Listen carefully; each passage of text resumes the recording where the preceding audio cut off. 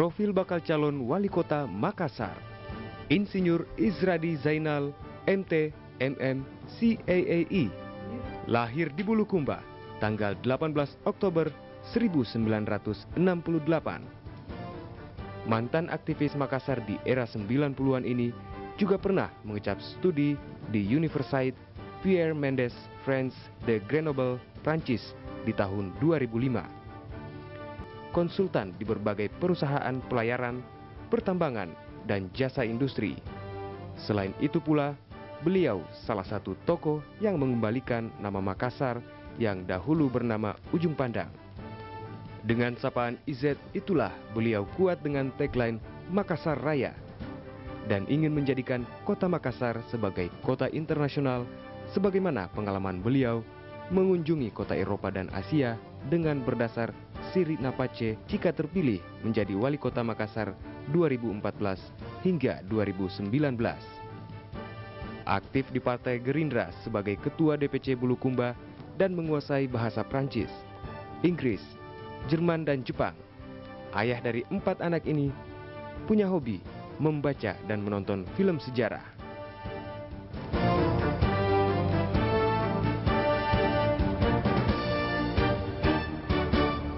Kita persilakan masuk dari sebelah kanan, ada Izradi Zainal. Ya. Baik, selamat malam Pak. Malam. Iya, apa kabar? Baik sekali. Iya. Oke, saya ingin berbicara mengenai tagline Anda. Mengenai tagline Anda, For Makassar Raya, Rapi, Aman, dan Jaya. Silahkan jelaskan tagline Anda singkat saja. Iya, jadi kalau bicara IZ POM Makassar Raya, kalau kita lihat ini sebenarnya bisa dikatakan solusi untuk Makassar. Kenapa saya katakan solusi untuk Makassar? Bahwa ada apa dengan Makassar ketika Anda berbicara tentang solusi? Iya, jadi melihat sekarang misalnya tata kota yang kurang rapi, maka solusinya adalah raya. Di mana-mana banjir, misalnya kalau hujan, terus macet, kita katakan bahwa Makassar ke depan adalah Makassar yang aman. Baik, aman dan kemudian banjir, adalah solusinya di IZ Raya. Satu lagi, Jaya. Silakan, Jaya. Jaya itu memberi makna bahwa kalau suatu kota jaya tidak ada lagi masalah sampah, tidak ada lagi masalah kesehatan, masalah pendidikan, aman semua. Yang jelas sebuah konotasi yang menyatakan bahwa negeri ini sudah setara atau kota ini sudah setara dengan kota-kota lain di dunia. Iya, baiklah, terima kasih Pak Izradi Zainal. Ya, baiklah, IZ for Makassar, ada Izradi Zainal dari Gerindra. Jadi ini mungkin semacam inovasi bahwa satu-satunya mungkin kalau saya jadi wali kota, ada yang berbeda pendekatannya dalam konteks investasi. Kalau misalnya ada orang yang mau investasi di kota ini, kalau selama ini orang misalnya terima investor, kemudian dia tinjau hanya dari sisi ekonomi. Kalau saya, misalnya saya ambil, anggaplah orang mau investasi untuk revitalisasi Sungai Talo. Kalau saya nggak lihat uangnya aja bahwa itu akan masuk di pundi-pundi kota, tapi aspek budaya dan sejarah ikut menjadi perhatian. Selain itu ada satu hal yang selalu jadi acuan, AMDAL, dan intinya tidak boleh ada yang dikorbankan. Kalau ada yang dikorbankan, apalagi masyarakat kecil, saya pasti tolak. Iya, Pak Izet, terima kasih jawaban Anda. Singkat, padat, dan juga jelas, tidak ada yang dikorbankan katanya ya. Kalau kita bicara mana yang mau dikorbankan, kalau saya tekankan sekali lagi, nggak mungkin lah masyarakat miskin apakah itu jumlahnya sedikit untuk kita korbankan. Jangankan masyarakat yang berupa orang, lingkungan juga itu nggak boleh. Jadi makanya sebelum melakukan sesuatu, dalam banyak hal analisa mengenai dampak lingkungan memang harus dikaji secara maksimal. Saya ngasih contoh, jadi kalau kita lihat misalnya sampel di Jawa Tengah, di Solo yang pernah dilakukan oleh Jokowi, itu untuk pabrik es aja mau digusur. Jadi dengan ada investasi yang mau masuk, ya apa yang dilakukan Jokowi sama yang saya lakukan, bahwa meskipun itu akan menghasilkan uang banyak, akan tetapi itu semacam cagar budaya, atau misalnya dia semacam kalau bisa kita kan ada aspek kesejarahannya, ada aspek budayanya, itu jangan kita lakukan. Karena mungkin untuk jangka pendek kalau kita investor itu, saya rasa kalau mengenai tempat, ada banyak tempat yang bisa kita lakukan. Sekali lagi saya dengan tegas, kalau misalnya terkait investasi, saya sangat yakin kok kalau saya jadi wali kota misalnya tidak akan pernah ada kondisi-kondisi seperti itu, apalagi konteks kota Makassar yang sangat luas ini. Itu aja barangkali. Baiklah Pak Isradi Zainal, terima kasih jawaban Anda.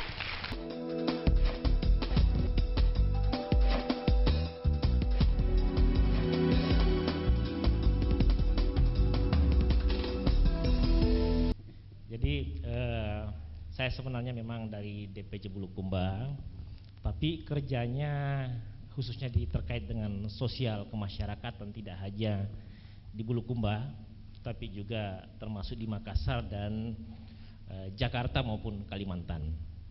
Nah, tentu saja petinggi partai yang ada di partai saya punya pertimbangan yang khusus atau mungkin penilaian khusus sehingga beliau membisiki, Isradi, tolong benahi Makassar, karena kayaknya di antara semua calon yang ada, Izet yang paling bisa. Iya, luar biasa. Saya tanya, kenapa Bapak katakan saya bisa? Jadi saya bilang, kok bisa saya Pak? Dia bilang dibanding calon lain, Pak Isradi itu sudah ngomong tentang bagaimana Makassar ke depan sejak tahun 95 waktu mahasiswa. Jadi Pak Isradi sudah di kantor gubernur, kantor DPRD nyatakan bahwa untuk Makassar ini harus dikembalikan kayak menjadi pusat pertumbuhan ekonomi, menjadi pusat pertumbuhan budaya dan lain-lain. Itu yang dia bilang. Oke, terima kasih banyak. Ya, itu satu. Terus yang dia bilang lagi, saya bilang alasan lain kalau itu kan tidak cukup, itu kan sejarah masa lalu. Dia bilang kayaknya apa yang Isradi lakukan sekarang itu bisa dipakai di mana-mana, seperti apa yang dilakukan Jokowi bisa juga dipakai di Jakarta. Saya bilang apa itu Pak? Dia bilang kalau Pak Isradi ini kan gini, jauh sebelum ada calon-calon lain misalnya punya sahwat politik untuk jadi wali kota, itu perhatian Pak Isradi tentang Makassar besar sekali. Saya bilang buktinya apa? Dia bilang tahun 2009 Pak Isradi sudah ngomong ketika misalnya ini tidak damai, ini berkelahi, Bapak Isradi bilang saya ingin Makassar Darussalam, ya Makassar yang damai, aman. Jadi perhatiannya kayak gitu. Terus apa lagi saya bilang? Dia bilang apa? Saya bilang yang lebih objektif lagi. Dia bilang yang lain tidak ada kandidat lain yang ngomong sedikit-sedikit tentang Makassar. Isradi kan ngomong waktu misalnya ini kenapa namanya Benteng Rotterdam harus Benteng Banyua. Ya dia bilang perhatian seperti itu. Tapi dia bilang selain dari itu satu hal yang Isradi sampai kita dukung untuk menjadi istilahnya didorong untuk sosialisasi menjadi wali kota, karena Pak Isradi di saat yang lain baru berjanji bahwa kalau saya jadi bupati akan bedah rumah, Pak Isradi sudah lakukan di mana-mana. Itu. Terus di saat yang lain bicara tentang peduli, Pak Isradi sudah lakukan itu. Yaitu yang dia sampaikan. Dan yang namanya dia bilang satu hal. Dia bilang, Isradi, saya tahu bahwa ideologi kamu adalah wong cilik. Jadi dia bilang di saat apa yang akan dilakukan di Makassar itu sesuai dengan namamu juga. Saya bilang apa itu? Dia bilang solusi Makassar ada 4 hal. Kalau cuma A+ itu katanya tidak cukup. Dia bilang, saya bilang apa itu? Dia bilang kalau Makassar untuk kembali kejayaannya itu harus konsepnya international zone. Wow, jadi kota luar Makassar biasa. Ya cukup Pak Ir. Oke. Saya bilang Isradi apalagi yang Zainal, kedua, apalagi yang cukup. lain, Izet yang lain kenapa harus Izet? Dia bilang bahwa sehebat-hebatnya orang pembangunan boleh hebat, kalau tidak punya integritas maka korupsi dan kolusi akan terjadi. Jadi apalagi dia bilang Izet itu integrity zone. Jadi Makassar itu menjadi kota yang integritas baik pejabatnya maupun warganya. Terus Persoalannya apalagi Pak, bilang persoalannya. Isradi punya kemampuan untuk menjadikan Makassar sebagai intellectual zone. Jadi kalau dikatakan selama ini orang-orang Makassar Pak Bambang Anatolo, Isradi lah yang akan mampu memecahkan masalah bahwa kota Makassar adalah kotanya orang-orang pintar sebagaimana Kerain Patingaloa. Iya. Terus yang dikatakan pemimpin itu yang penting perannya. Jadi kalau misalnya tidak bisa 01, kenapa tidak 02? Sekalipun kita ingin, kalau masyarakat tidak inginkan, tapi intinya apa yang aku bisa berikan kepada Makassar, dan Izet is the solutions. Itu jadi karena Gerindra itu berpendapat mungkin bahwa itu pemimpin untuk menjadi wali kota itu bukan untuk coba-coba, tapi harus betul-betul memang punya kapabilitas, punya kemampuan, punya konsep yang jelas dan konsep yang jitu. Kan kalau hanya orang bilang saya bisa, ya akan tinggal pasang baliho orang bisa, padahal untuk memimpin Makassar tidak seperti itu. Iya. Jadi ada kehati-hatian dan ada harus kesungguhan bahwa menjadi pemimpin itu bukan untuk coba-coba. Tapi persoalannya di Bulukumba pernah bertebaran baliho untuk maju bupati, tapi tidak berlanjut, justru berlanjutnya di Makassar. Ya, kalau waktu itu belum ada partai, terus terang aja. Jadi, tapi berdasarkan survei sebenarnya bisa menang.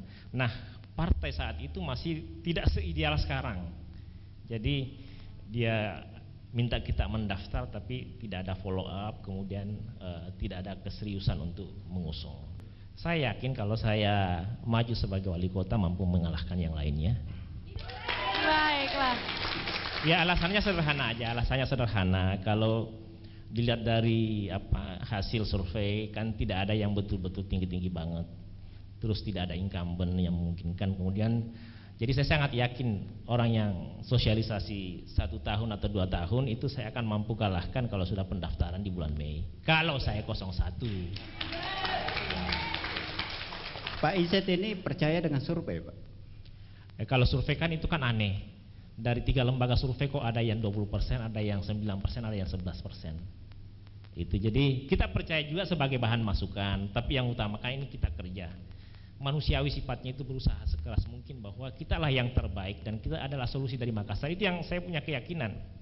Dan saya sangat yakin bahwa kalau kita mau jujur bahwa coba saya ini sekedar diskusikan sama Pak, di suatu daerah mungkin A+ semua tapi kan tidak berlaku untuk bisa dipakai di tempat lain. Belum tentu terbaik di Makassar terbaik di tempat lain. Tapi kalau konsep IZ itu ya, jadi IZ itu Makassar itu kan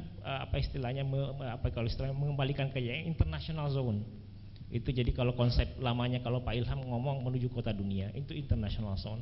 Tapi kalau misalnya sekalipun semua sistem internasional atau semacam bangunannya banyak, tapi kalau orang-orangnya ini kan jadi masalah juga. Makanya kami punya satu lagi integritas. Nah, itu salah satu keyakinan bahwa kalau saya katakan, kalau seandainya Makassar tahu bahwa sejak saat itu sudah ada visi kita secara bersama-sama, maka mungkin teman-teman yang lain juga akan sadar bahwa ternyata apa yang kita butuhkan saat ini, apa yang kita butuhkan di tahun 2014 ini adalah orang yang seperti Pak Isradi yang sudah punya visi beberapa tahun yang lalu dan bisa diimplementasikan hingga hari ini. Iya, baiklah. Tepuk tangan untuk kedua kandidat kita di Adu Gagasan ya. Nanti kita akan kembali lagi untuk persoalan ekonomi yang akan diberikan oleh Bapak Idrus Taban. Namun setelah yang satu ini tetaplah di Adu Gagasan.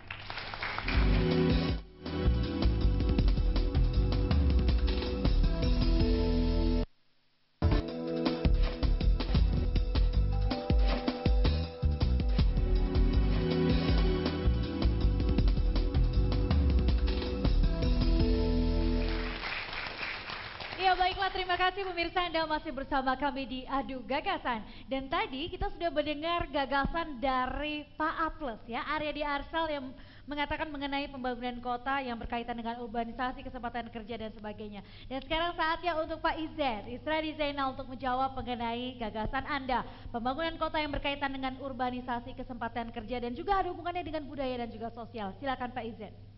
Terima kasih. Jadi kalau bicara tentang Makassar, sehingga hari ini saya punya gagasan besar. Itu seperti yang kita tahu semua, Makassar itu kan kota lama, kota dunia ya. Jadi ada satu mimpi mengembalikan, jadi saya datang ada gagasan ini karena ingin mengembalikan kejayaan Makassar. Apa itu? Jadi sejumlah hal, misi kedatangan saya untuk jadi wali kota, saya pingin satu hal. Satu, bahwa saya ingin bahwa Makassar itu tidak saja ikonnya Losari, tapi juga Sungai Tallo. Jadi kalau misalnya Bengawan Solo dengan atau misalnya Samarinda dengan sungainya, juga Makassar dengan Sungai Tallo itu ikon ke depan. Saya juga mimpi karena selama Makassar dibangun, selama Makassar dipimpin oleh wali kota, baik Arupala maupun sebagainya, itu tidak pernah memikirkan jati dirinya. Apa jati dirinya? Bahwa Makassar ini sebenarnya kota maritim. Itu yang dilupakan. Nah, itu salah satu gagasan besar bahwa kalau saya datang, tidak lagi ada Losari tapi sudah ada ikon baru namanya Sungai Talo. Tidak lagi bahwa kita lihat tapi di Makassar sudah menjadi salah satu pusat maritim. Ada lagi yang menginspirasi saya sehingga timbul gagasan besar yang Makassar itu apa itu, bahwa Lee Kuan Yew ya waktu pernah berkunjung ke Makassar, dia bilang dulu kenapa Makassar dirubah jadi ujung pandang.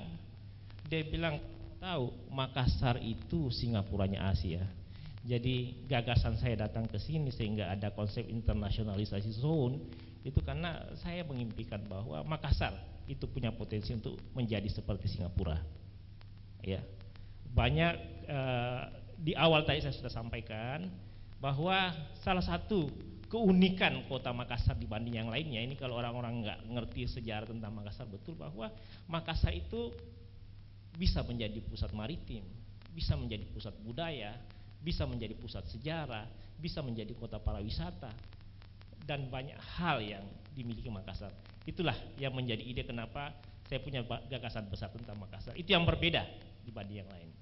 Nah, terkait konsep dan gagasan besar itu, saya bilang kan IZ Makassar, IZ1 internasionalisasi zone, maknanya seperti apa?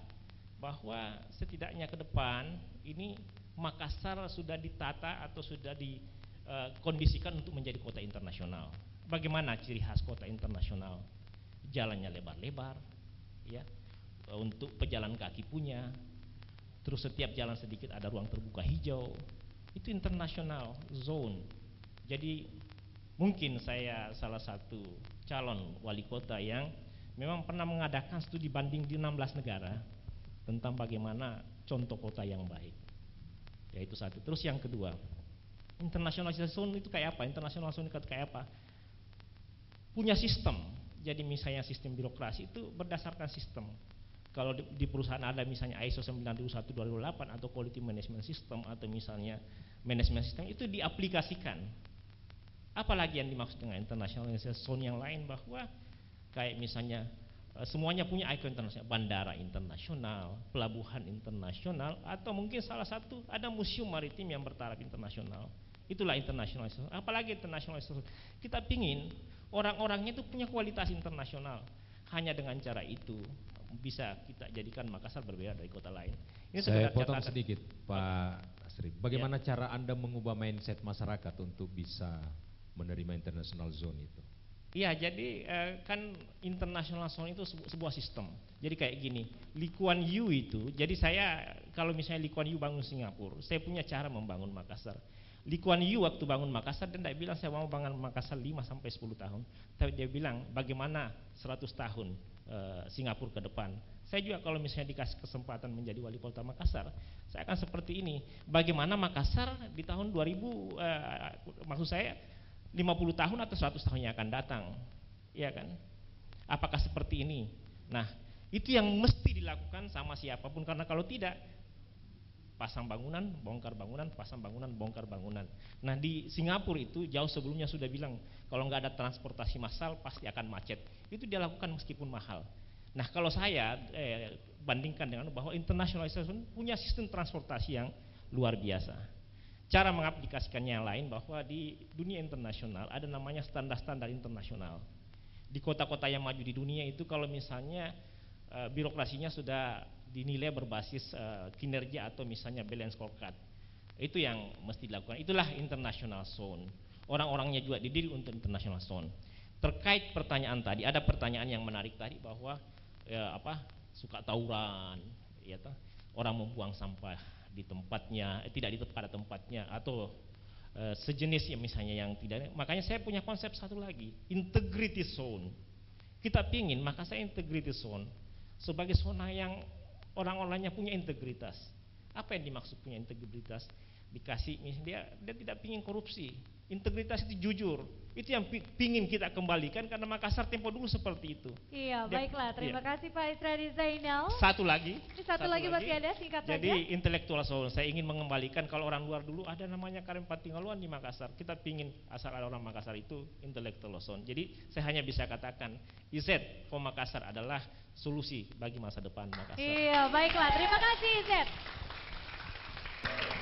Terima kasih kepada kedua bakal calon wali kota kita yang sudah hadir hari ini beradu gagasan di Adu Gagasan. Terima kasih juga untuk kedua panelis kita. Wow, luar biasa. Panelis kita juga yang luar biasa.